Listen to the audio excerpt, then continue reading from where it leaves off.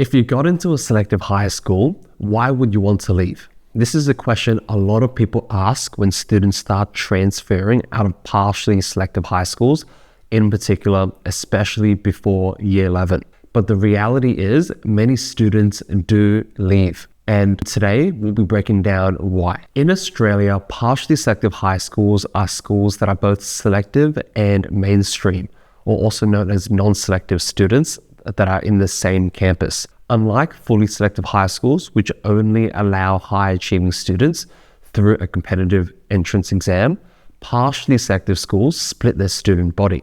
Some students are in the selective stream, while others follow the standard curriculum. The number of students in the selective stream at a partially selective high school does vary, but typically it ranges from either 1 to 2 selective classes for that particular year group. One selective class being around 30 students each, with 2 classes being about 60. Parramatta, for instance, takes in about 60 students, while Blacktown Boys takes in about 30. The rest of the cohort are students from the local catchment area who live nearby. So what's the difference? Fully selective schools are schools that have the entire student body academically selected. They're highly competitive with all students focused on high performance, and these schools are generally ranked at the very top of the state. Partially selective high schools are schools where certain classes within the year group are selective, while the rest of the school follow the mainstream curriculum. This is limited to about 30 to 60 students, depending on the specific school, being selective, while the rest are from the local catchment area. Mainstream public schools are open to all students with no selective entry process. Any students who live in the catchment area can attend if they are not selective or partially selective. There's not really any strict or entry requirements besides being in that local catchment area. At first glance, partially selective schools seem like the best of both worlds. If you're in the selective class, then you get access to an advanced curriculum while still being part of a broader school community from a more varied background. But despite this, many students choose to leave. So why do so many students try to leave their partially selective school, especially after year 10 if they're in the selective stream? For the context of answering this question and not making it too confusing, I will try to provide reasons from students who are part of the selective stream in a partially selective high school rather than the mainstream class. And there are essentially 3 key reasons. The first is the academic and social pressures, the challenge of balancing high expectations while navigating the mix of selective and non-selective students. The second is limited senior pathways, or generally at the end of year 10, it's no longer selective. Many students try to transfer to a fully selective school or private school for better HSC prospects. And last but not least, transferring due to parental expectations. Some students or their parents feel they would do better elsewhere, whether for academic success, mental well-being, or having a fresh start. But let's break down each of them. In regards to the first reason, it is centered on academic and social pressures. Students in the selective stream face higher expectations to maintain their top grades at partially selective schools, as there is a cohort of students they're competing with to get a good school report. With the other students in the selective stream, they want to ensure they get an A or a B in their school reports. Although there could be some competition in terms of rankings for the mainstream class as well as the gifted and talented stream for certain subjects, overall, students who are in the selective stream want to maintain high marks, seeing how they were able to attend the school was by scoring high in an entrance exam compared to the people in gifted and talented or just the mainstream class. As someone who attended 2 different fully selective high schools, being Penrith and Girraween High School, they are both being in selective. It has a pretty heavy impact, especially in subjects like English and maths, which are taught at a more advanced level. Maths is taught at a higher level based on the syllabus, and topics of a higher grade can be introduced earlier. For English, it aligns with the English advanced concept rather than standard English, which is why students in the selective stream are generally not given a choice to study general maths or standard English for that matter. For certain schools, science may be extended in terms of the curriculum for the selective stream to introduce more critical thinking and depth in topics, but generally they keep it at the standard syllabus level. The same goes for other subjects like history, geography, HPE, where they are not different from the mainstream class in terms of what is being taught necessarily, but they have a higher expectation when it comes to assessments and assignments for grading. As a result, this can lead to some students in the selective stream being in the academic bubble, since their English and maths classes are separate from mainstream classes, leading to more limited social interaction. Although this may not create tension or rivalry by any means, students may place more pressure on themselves that they have to perform at a certain level and want to do what the other mainstream students are doing. Alternatively, other students may want to join a different school if the entire student body is also striving to be at a higher level, such as in a fully selective school if their current school is not. Some may not believe that there is a disparity between the selective stream and the mainstream classes, but sometimes the selective stream students are the minority, which is the case at schools like Blacktown Boys or Blacktown Girls, which only make up 22% of the total student population if they have a selective class of 30 students. As a result, some students may feel socially different if they are in a partially selective school, as there is not a significantly high number of students that are actually in the selective stream. We know that the majority of the movement from students that are in a partially selective high school is to fully selective high schools.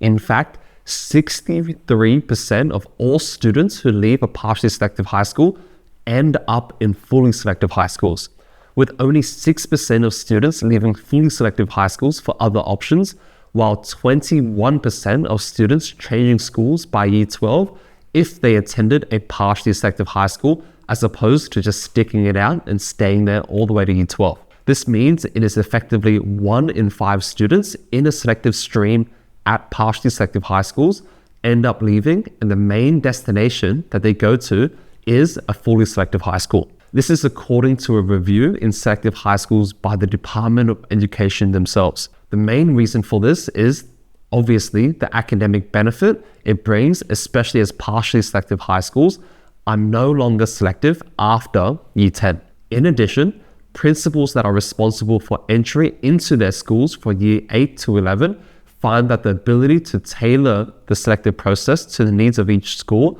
is a massive strength. So students who attend a partially selective high school have a proportional advantage compared to students who do not. This is different compared to in year 7 entry, in which the schools themselves have no control over the application process, since it is done all in year 6 with the big selective exam run by the Department of Education themselves. Different schools have different entry requirements, which often include either the HAST or the EduTest exam in August each year, as well as supporting documentation, which includes school reports, extracurricular and academic achievements, etc.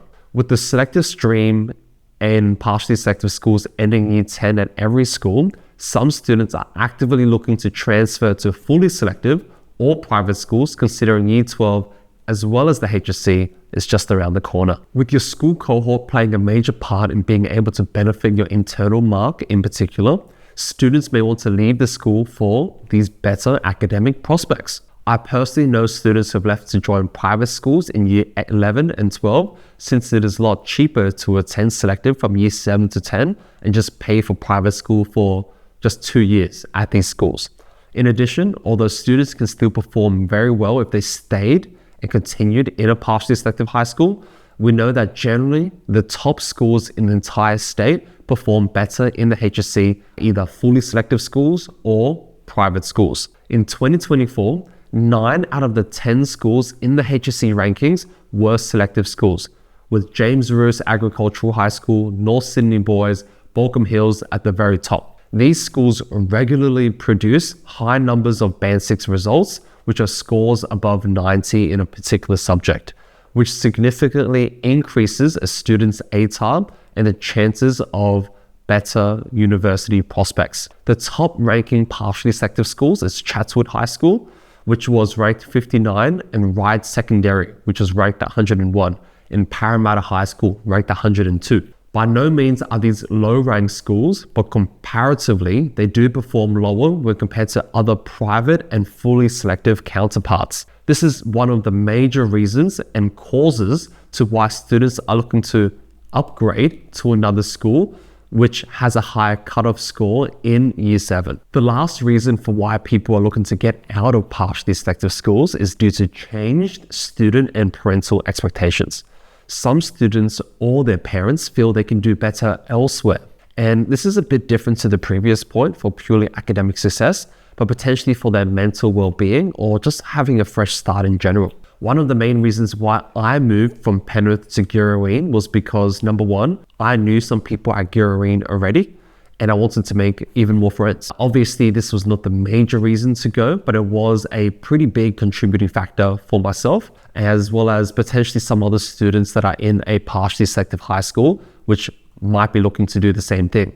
When students are starting a school in year 7, sometimes first impressions or the way they get along with others is not what they initially imagined. Sometimes the students that attend a fully selective high school are your friends from primary, but unfortunately you attended a partially selective school, so now you want to leave and join them again. By the time they are older, in years 9 or 10, this is when certain students may have reached a certain maturity level where if they leave their current school, they can still get that fresh start where little to no person can potentially might recognize them as well. On the other hand, some parents want their child to experience a different school to better simulate what it will be like post high school. In university, there is always going to be instances where you have to meet new people from different backgrounds and from different schools. I felt that transferring schools midway allowed me to be more prepared socially compared to other students who perhaps